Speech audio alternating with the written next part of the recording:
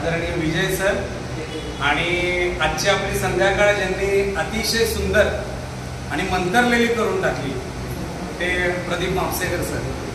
आमचा परिचय साधारण 2-3 वर्षाचा आहे, प्रत्यक्ष परिचय।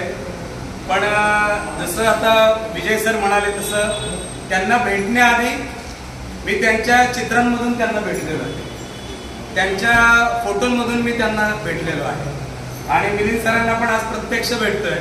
म्हणजे हा रोज चित्रांमध्ये दिसणारा माणूस बघा, आज म्हणजे कशी संध्याकाळ आहे, चित्रांमध्ये दिसणारा माणूस आज आपल्याला प्रत्यक्ष दिसतोय आणि रोज प्रत्यक्ष भेटणारा माणूस आज आपल्याला चित्रांमध्ये म्हणजे त्यांचं मन आपण आज चित्रांमध्ये शोधूया आणि रोज चित्रांमध्ये दिसणारं मन आणि माणूस आज प्रत्यक्ष आपल्याला समोर भेटतोय। तर खासियत मिलिंद सरांनी एक सांगितली की या प्रदर्शनाचीच ती खासियत आहे की कोणतंही चित्र सिंगल नाहीये, बरोबर, एका दुसरं असेल। तर प्रत्येक कुठे 2 चित्र आहेत, कुठे 4 चित्र आहेत, कुठे 5 चित्र आहेत, कुठे कपल ऑफ पिक्चर्स आहेत। तर मला असं वाटतं हे प्रदीपजींच्या व्यक्तिमत्वाचं द्योतक आहे। म्हणजे ते फक्त चित्रकार नाही, ते फोटोग्राफर सुद्धा आहे। ते फक्त फोटोग्राफर नाही, ते लेखक सुद्धा आहे। ते फक्त लेखक सुद्धा नाही, ते कवी सुद्धा आहेत। आणि हे सगळं असताना सुद्धा या सगळ्यात खास गोष्ट म्हणजे जी खूप दुर्मिळ आपल्याला दिसते एका कलावंतामध्ये की ते अतिशय उत्कृष्ट माणूस आहे। नाहीतर बहुतेक माणसं आज अगदी उपनगरामधून, म्हणजे मी मीरा रोडवरून आलोय, आता मी पाहिलं ते एक मित्र आहेत ते पुण्यावरून आलेले आहेत की मुंबईच्या एका टोकाला अतिशय गर्दीच्या वेळी आणि जाताना लोकलमध्ये चढायला आपल्याला भेटणार आहे की नाही अशी खात्री नसताना प्रदीपजींच्या प्रेमाखातर इतकी सगळी माणसं एवढ्याचसाठी भेटलेली आहेत की ते फक्त एक चांगले चित्रकार, फोटोग्राफर ते तर आहेच, पण त्याहीपेक्षा त्यांच्यातल्या माणसाशी आपण सगळे खूप जोडले गेलेलो आहोत। बांद्र्याला मी त्यांचं प्रदर्शन पाहिलं होतं, मला खूप खास गोष्ट वाटली। ते आपल्याला फक्त चित्र दाखवत नाहीत, त्यांनी आता पण इथे चित्र ठेवलेली आहेत बघा। ते असं म्हणतात की तुम्ही चित्र नुसती बघू नका, तुम्ही माझी चित्र हातामध्ये घ्या, त्या चित्रांना स्पर्श करा, ती तुम्हाला काय तुमची भावना होते ते मला सांगा। आणि विजय सरांनी आता खूप महत्वाचं सांगितलं की आताचा काळ म्हणजे आपण बघतोय आता की लगेच व्हॉट्सअपवरती, फेसबुकवरती आपण बघतोय की कलावंतांसाठी कठीण काळ आहे आणि हे सगळं तर अमूर्त आहेच।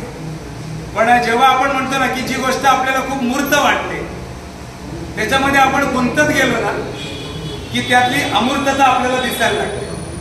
सेम थिंग आहे, जी गोष्ट आपल्याला खूप अमूर्त वाटते त्याच्यामध्ये आपण जितके खोल उतरू तितकी त्यातली मूर्तता आपल्याला दिसायला लागते।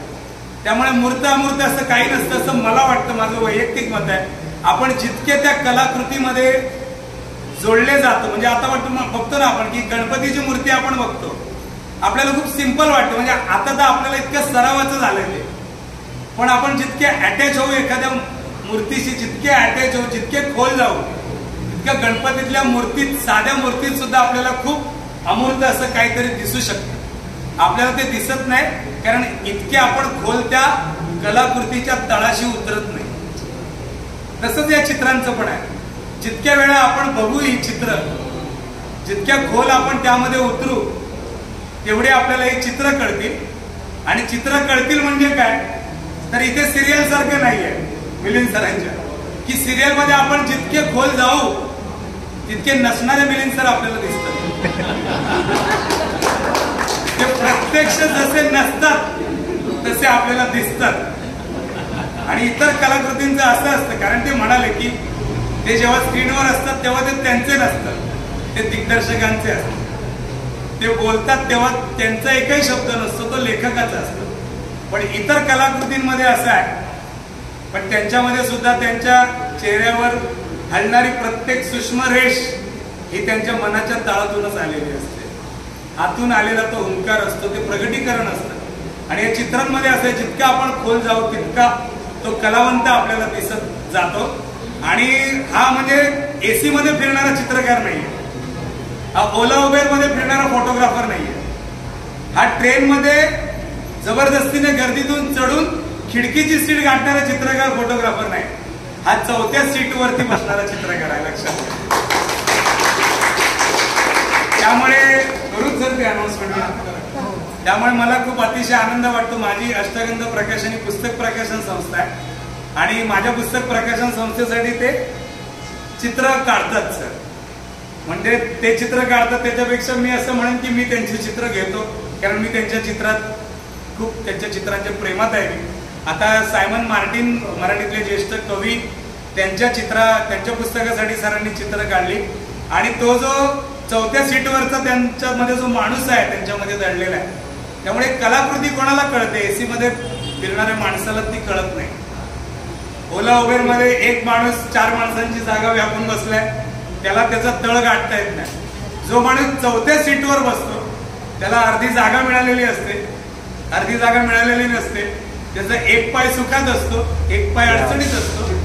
त्याला सुखही कळलेलं असतं आणि आयुष्यातलं दुःखही कळलेलं असतं.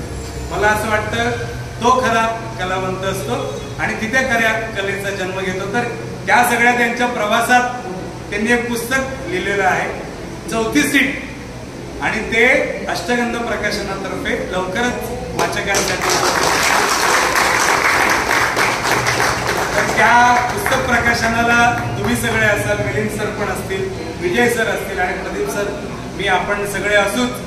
तर मी पुन्हा एकदा खूप छोटा आहे मी त्यांना शुभेच्छा देण्यासाठी सुद्धा, तरी सुद्धा एक रसिक म्हणून आणि त्यांचा चाहता म्हणून मी त्यांच्या या प्रदर्शनाला अतिशय मनपूर्वक शुभेच्छा देतो, सदिच्छा देतो.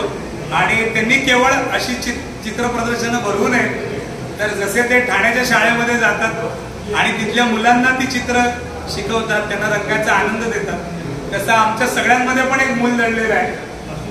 त्या मुलासाठी पण तुम्ही कधीतरी एखादी कार्यशाळा घ्यावी आणि आम्हाला सुद्धा त्या चित्रांचा आस्वाद द्यावा.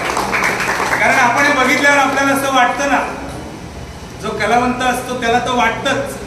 तर मी चित्रकार नाही, पण मला पण वाटतं कधीतरी माझे पण हात या रंगांनी बहरायला हवेत असं मी म्हणत नाही, बहरायला हवेत. कधीतरी मला पण स्वतःला अशा कॅनव्हासवरती पोचता यायला पाहिजे. तर त्याच्यासाठी एखादा गुरु लागतो, एखादा शिक्षक लागतो.